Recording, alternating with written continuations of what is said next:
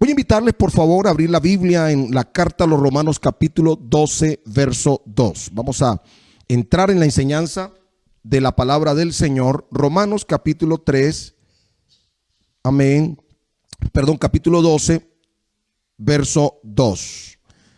Dice la palabra de Dios: no os conforméis a este siglo, sino transformaos por medio de la renovación de vuestro entendimiento, para que comprobéis cuál sea la buena voluntad de Dios, agradable y perfecta.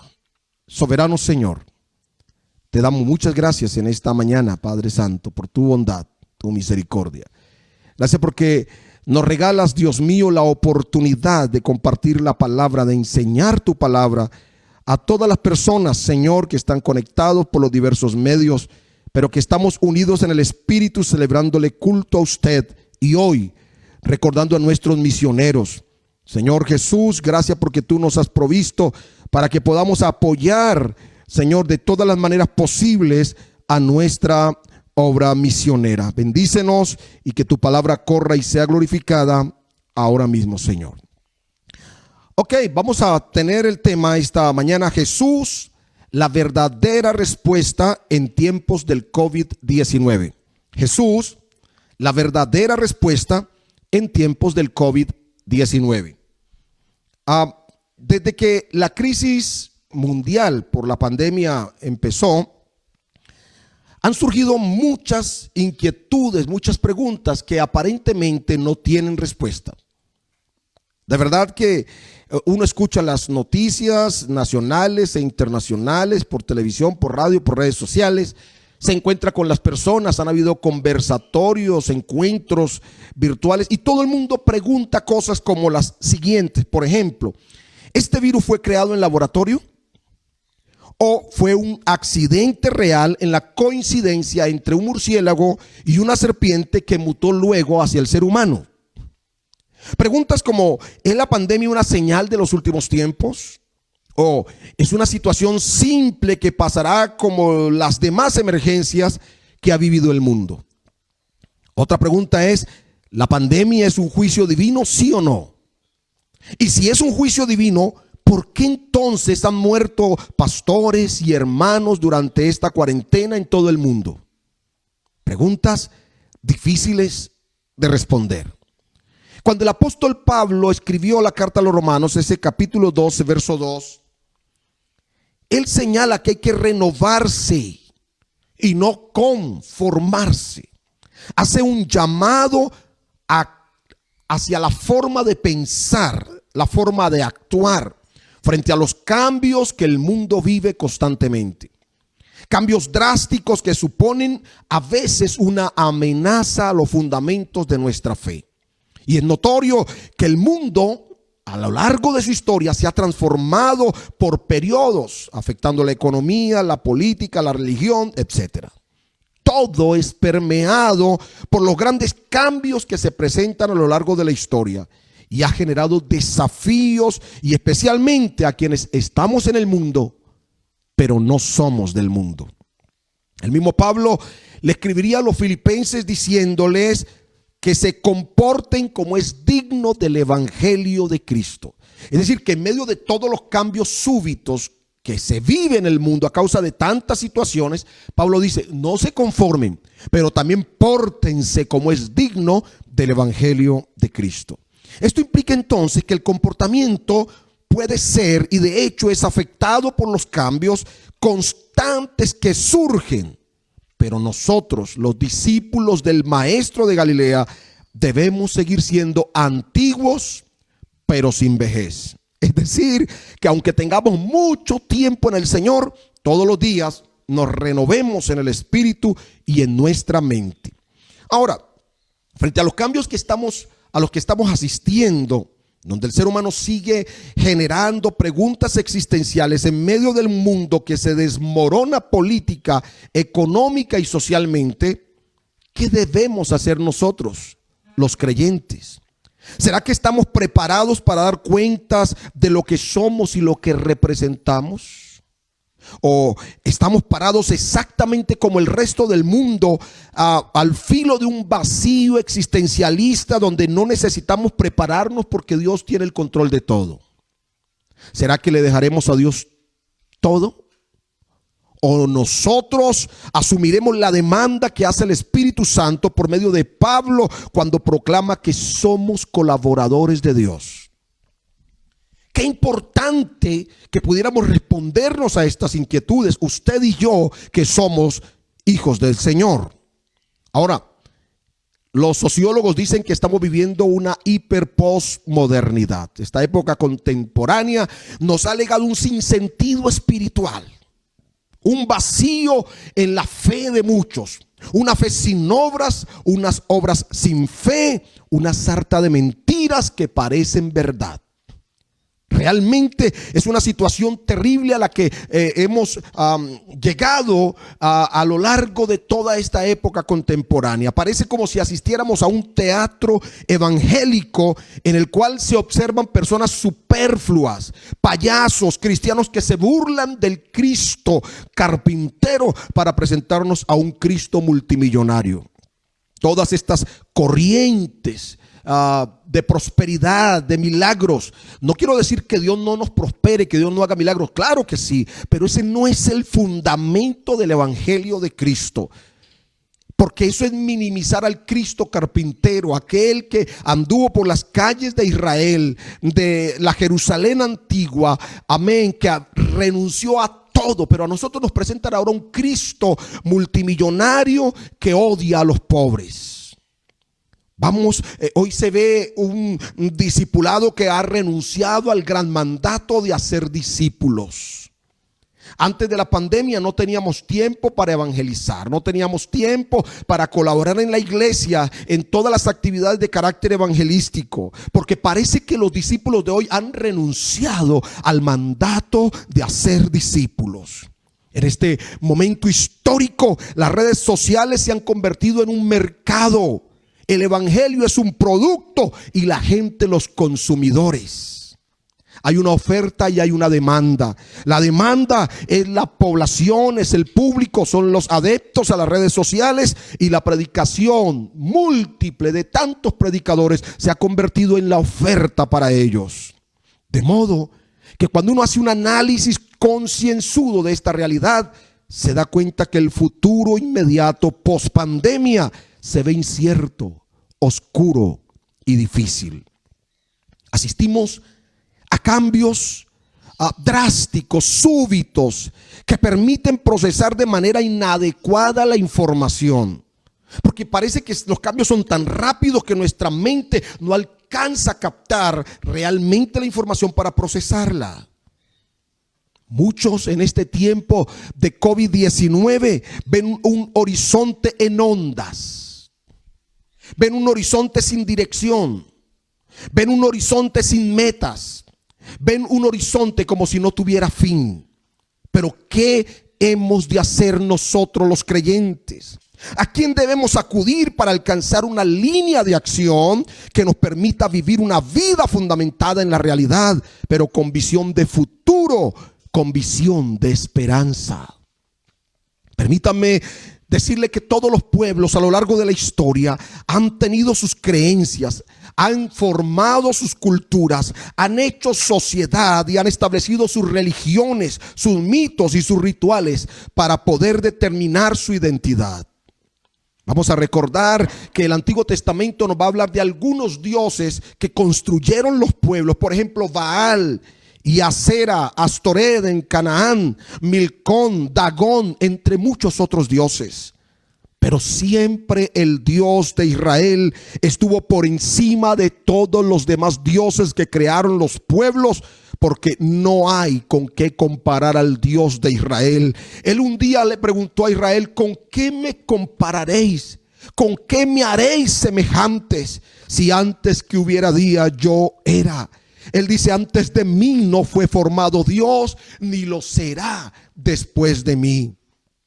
Entonces uno puede pensar que en los días de Israel, cuando se encontraba bajo el imperio romano, nació un personaje que desde que se anunció su nacimiento generó controversias, dificultades, problemas. Los reyes del oriente decidieron buscarlo para ofrecerle un presente y adorarlo. El rey Herodes quiso matarlo y buscó por todos los medios para acabar con su existencia. Pastores que estaban cuidando sus rebaños aquella noche fueron y lo adoraron, porque un ángel les anunció que debían ir para conocer a quien sería el Salvador del mundo. Un ángel le anunció a José que tenía que huir con su niño a Egipto para evitar que le quitaran la vida.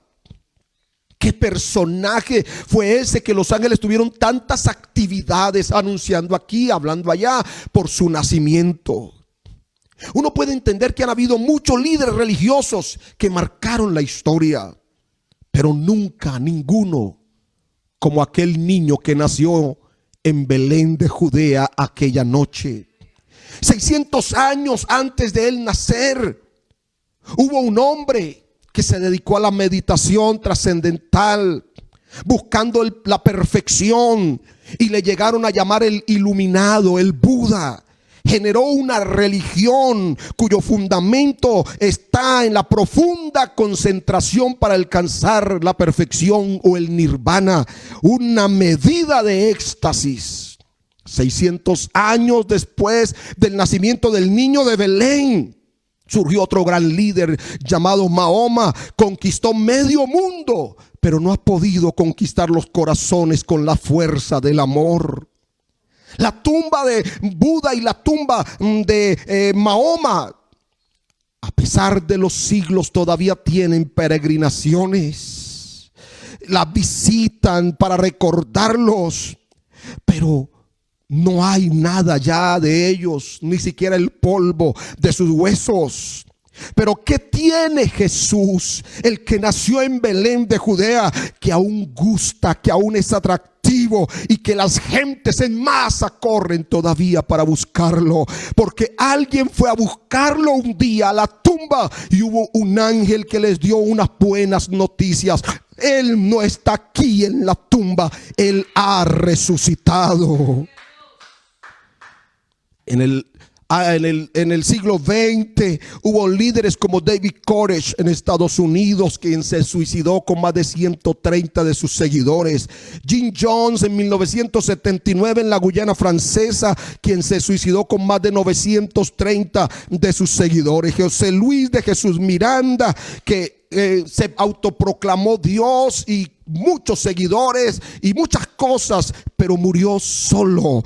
Es que aunque ellos se proclamen Dios, todos caen bajo la aplastante evidencia de sus mensajes grises y de sus vidas a retazos. Pero el Cristo que nosotros predicamos como propuesta, que es la única respuesta en tiempos del COVID-19, sigue vivo. Él está por encima de todos y Él es Dios sobre todas las cosas. Bendito por los siglos. Amén. A su nombre sea la gloria. Hay otro personaje que es mucho más trascendente. Mucho más que un líder religioso, más que un fundador de un movimiento, mucho más grande y trascendente que todos los demás. Él se llama Jesús de Nazaret. Esta mañana yo estoy seguro que muchos de ustedes allí donde están, muchos hermanos están exaltando a Jesús. Le aseguro que más de uno ha levantado sus manos para decirle gloria a Dios, porque es el único personaje que se merece todo el reconocimiento de los seres humanos. De este Jesús se han escrito epopeyas, novelas, canciones. Se han hecho investigaciones serias sobre su persona. Se han organizado películas, documentales. Pero Jesucristo sigue siendo grande, sigue siendo único, sigue siendo sin igual en su excelencia. Grandes hombres han surgido en la historia. Muchos hombres han hecho cosas que marcaron, pero ninguno ha sido capaz de proveer todos los recursos para que el hombre sea perdonado de sus pecados y para que el hombre pueda entrar al reino de los cielos. Solo Jesús de Nazaret. En el siglo XX, muchos filósofos llegaron a pensar que Jesús fue un gran gurú, un maestro, un buen hombre, un revolucionario o un simple dechado de virtudes.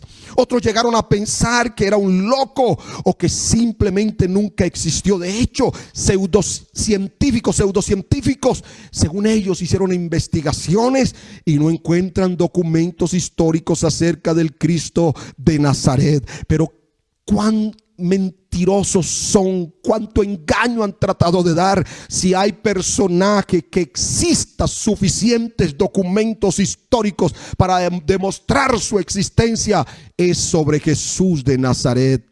No solamente los 66 documentos que tenemos en nuestras Biblias, sino que todos los escritos del siglo I, del siglo II, del siglo IV, todos hablan de él. Incluso algunos escritores paganos, como Josefo, refieren acerca de la existencia de Jesús. Josefo dice: hubo un hombre en los días el procurador Poncio Pilato, si en verdad se le puede llamar hombre, porque de acuerdo a sus obras parecía un dios. Otro por allá escribió al César, hablando de los cristianos, y dicen: se reúnen en las madrugadas y por turnos cantan himnos y les celebran como si fuera Dios. ¿Quieren más? Jesús es más grande que todos los seres humanos juntos. Escúchame, Jesús definitivamente fue el personaje que atravesó los últimos 2 milenios. Él sigue firme, Él sigue siendo el mayor. A Él solo adoramos, a Él solo exaltamos, a Él solo lo predicamos como la respuesta para el hombre en todas las eras de la historia humana. Hay hechos que no se pueden probar científicamente, eso es verdad, pero acerca de Jesús ha habido un interés sublime, al grado que muchos hombres de ciencia han dedicado sus vidas a investigar sobre este personaje, si existió o no, si sus palabras trascendieron, si su vida fue ejemplar. Un mexicano americano, un día, cuando estaba allá estudiando filosofía y otras áreas, decidió que para su trabajo de grado él iba a probar que Jesús era un mito y que la Biblia era un libro como cualquiera. Y en esa decisión, entonces empezó a investigar. Viajó por las principales ciudades del país, donde se encuentran las principales del mundo, donde se encuentran las principales bibliotecas, y empezó a investigar. Y después de años de investigación para su tesis de grado, llegó a la conclusión, primero diciendo: definitivamente quise probar que la Biblia era un libro como cualquiera.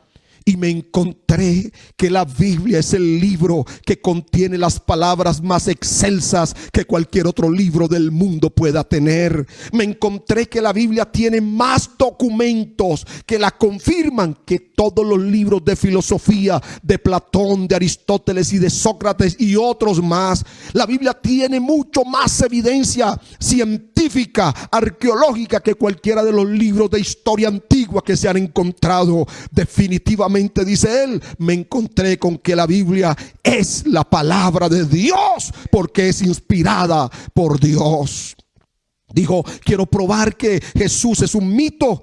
Y al final decide escribir un libro donde registra que Jesús es un hombre histórico real, que existen tantas evidencias que no se pueden negar su existencia, a tal grado que todo científico que se respete siempre tendrá que decir, de acuerdo a sus descubrimientos: esto ocurrió tantos siglos o años antes de Cristo, o esto ocurrió tantos siglos o años después de Cristo. Tuvieron que llegar a la conclusión que Jesús es el que parte la historia en dos, porque su existencia es real y se puede probar. Él dijo: yo quiero demostrar que la resurrección fue el cuento más sofisticado que se inventaron los discípulos del Nazareno. Pero descubrió que las evidencias son aplastantes. Realmente Jesús no se quedó en la tumba. Él resucitó y ahora está sentado por encima del universo. Él gobierna sobre todos. Por eso, aún en medio de la pandemia, en medio del COVID-19, Jesús todavía tiene el control. Él es la respuesta para todos. Ahora bien, la gran mayoría de los científicos serios que han hecho investigaciones serias, que han bebido de la ciencia completa, porque alguien dijo: el que bebe un poco de la ciencia se torna escéptico, ateo o agnóstico, pero el que bebe de la ciencia completa no puede obviar la existencia de Dios. Estos hombres llegaron a una conclusión. Ellos dijeron: Cristo es el hecho central de la historia de la humanidad. Todo lo pasado y lo futuro miran hacia Él. Todas las líneas de la historia convergen en Él. Todos los grandes propósitos de Dios culminan en Él. Él es el más espectacular y supremo acontecimiento que la historia registra, y es su nacimiento. Su gran verdad descubierta es que todo es de Él, por Él y para Él. A Él sea la gloria y el imperio por los siglos de los siglos. De modo, hermanos, amigos, oyentes, que la gran propuesta en este momento es que Jesucristo es más que un hombre. Él es más que un maestro de moral. Es más que un simple personaje histórico. Él es más que los dioses juntos. Él es más que todos los líderes religiosos. Él es más que todos los revolucionarios de la historia. Él es más que un simple hijo de Dios. La Biblia dice que Él es el verdadero Dios y la vida eterna. Yo no sé si puedes expresar en esta mañana alabanzas para Él y un aplauso allá en tu casa, reconociendo que Jesús es el Señor. Aleluya, aleluya. Por eso lo adoramos. Por eso inclinamos nuestros corazones derretidos en su presencia y le reconocemos como su divina majestad. Oye, qué grande es Jesús. Por eso le amamos. Yo no amo a Jesús por miedo a ir al infierno. Yo no amo a Jesús porque le tenga terror al diablo. Lo amo porque Él me amó primero. Lo amo porque Él es grande, porque no hay otro como Él. ¿Sabe qué dijo Pablo un día inspirado mientras escribía la carta a los romanos? Él dice: de quiénes son los patriarcas y de los cuales según la carne vino Cristo, el cual es Dios bendito por los siglos de los siglos. Él mismo le escribe a su hijo Timoteo, aguardando la esperanza bienaventurada y la manifestación gloriosa de nuestro gran Dios y Salvador Jesucristo. Aquel Tomás, aquel discípulo incrédulo que no estuvo presente cuando los demás lo vieron resucitado, Jesús se le apareció un día y le dijo: Tomás, oye, no seas incrédulo sino fiel. Toca aquí mis heridas, mete tu mano en mi costado, estoy vivo. Un espíritu no tiene carne y hueso, yo mismo soy. Fue tan contundente esa revelación que mi Biblia dice que aquel hombre cayó de rodillas y adorándolo le dijo: Señor mío y Dios mío. Amigo, tú que estás allí viendo este mensaje por Facebook, por YouTube, o lo estás escuchando por cualquiera de las emisoras que están conectadas en este momento, allí en cualquier lugar, ¿por qué no haces como hizo aquel discípulo? Tú puedes caer de rodillas en este mismo momento y decirle: tú eres mi Señor y mi Dios, te acepto como mi Salvador, te necesito. Aún en medio de la pandemia, aunque haya crisis económica, aunque haya dolor en la gente, aunque los hogares se están separando, aunque se está desmoronando toda una sociedad, aunque estoy lleno de ansiedad, quizá con episodios depresivos o con ideaciones suicidas, no importa. Si esta mañana te rindes a Jesús, Dios puede cambiar la historia de tu vida de una vez y para siempre. Por eso Jesús no solo es la respuesta, sino la esperanza en tiempos del COVID-19, porque la esperanza en Cristo es poder. Repito, la esperanza en Cristo, para ir terminando, es poder. Poder en el presente. No solamente pensando en el mañana, sino hoy. La esperanza en Cristo es una esperanza que no avergüenza, por lo tanto es poder. La esperanza en Cristo evita que las personas se suiciden ahora. El que tiene esperanza en Cristo no se suicida. La esperanza en Cristo ayuda a las personas a salir de la cama cada mañana y salir a hacer sus actividades. Tal vez los que están en confinamiento, actividades diarias necesarias. La esperanza en Cristo le da significado a la cotidianidad. Hoy le da sentido, aún estando en cuarentena. La esperanza en Cristo libera del egoísmo, del temor y de la codicia hoy. La esperanza en Cristo nos capacita para amar, para arriesgarnos y para arreglar situaciones familiares hoy. Si hay esperanza en tu vida hoy, yo sé que tú vas a arreglar la diferencia con tu esposa, con tu marido, con tus hijos, con tus padres. Hoy habrá reconciliación porque hoy hay esperanza. Así que Cristo es nuestra esperanza, nuestra respuesta. Entonces todo nuestro futuro es hermoso y está seguro. Nuestro presente se vuelve dulce y fructífero a pesar del confinamiento. Por tanto, hay que ser maduros, asumir con entereza esta situación para que podamos entender lo que dijo Pablo. No seáis niños fluctuantes, para que no seáis llevados por cualquier viento de doctrina, de problemas, de dificultades. No podemos desmayar porque hay esperanza en nosotros. Y además, esta relación con Cristo, nuestra respuesta, con Cristo nuestra esperanza, nos permite entender que un poquito y el que ha de venir vendrá y no tardará.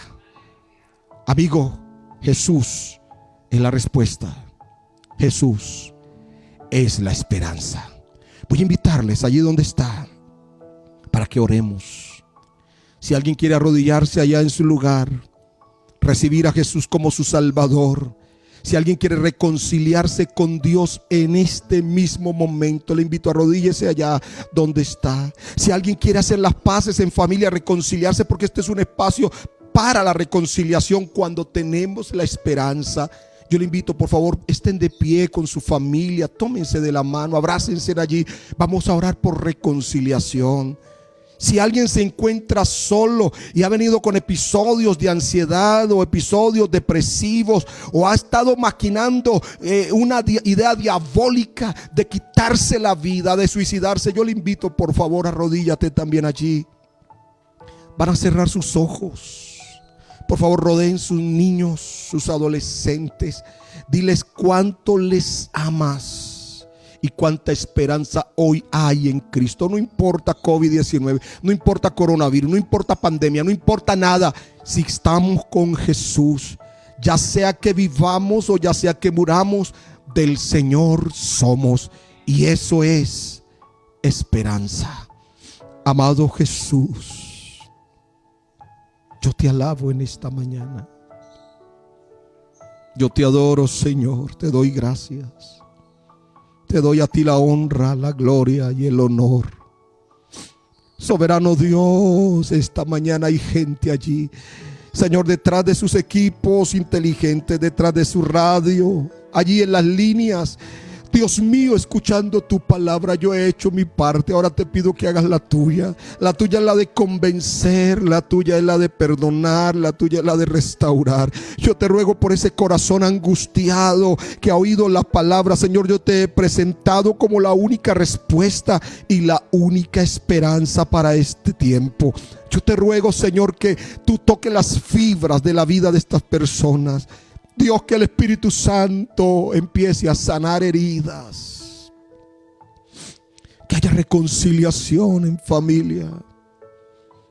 Glorifícate ahora, Señor, que nada dañe la unidad familiar. Yo reprendo reprendo en el nombre de Jesús toda influencia diabólica que quiera perturbar y destruir, porque el diablo vino para hurtar, matar y destruir. Pero Señor, por tu palabra dice que tú viniste para dar vida y vida en abundancia. Por favor, toca los corazones, cambia, Señor, la historia de vida de alguien. Señor, glorifícate en el nombre de Jesús de Nazaret. Gracias, Dios.